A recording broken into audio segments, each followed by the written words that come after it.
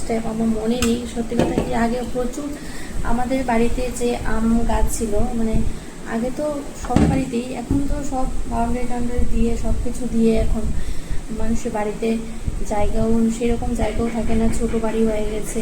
আর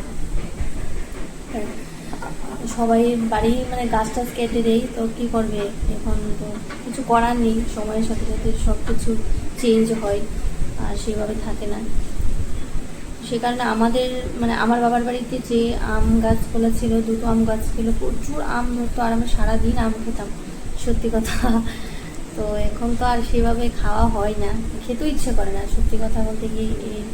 একটা সময় থাকে সবারই, আমাদের যে বাচ্চাদের কথা বলছি, এখনকার জেনারেশনের কথা বলছি, তো তারা তো আম কেটে কেটে রেডি করে দিয়েও ওরা খাবে না, সেরকম অবস্থা। আমাদের সময়টাই ছিল অন্যরকম। এখন আমি ভুলে ভুলে গেছি যে এগুলো কি কেটে সিদ্ধ করে না না কেটে।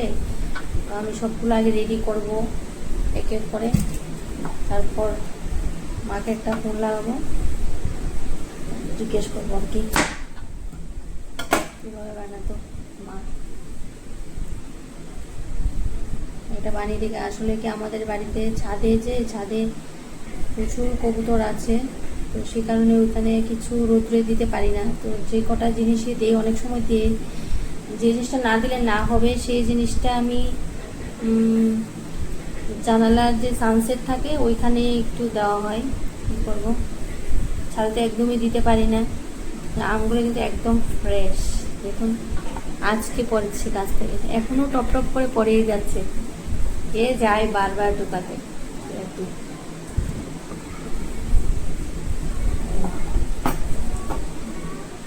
ঠিক আছে, তাহলে চলো আমি আমগুলো কেটে নিয়ে আগে, তারপর নেক্সট স্টেপ তোমাদের সাথে শেয়ার করবো।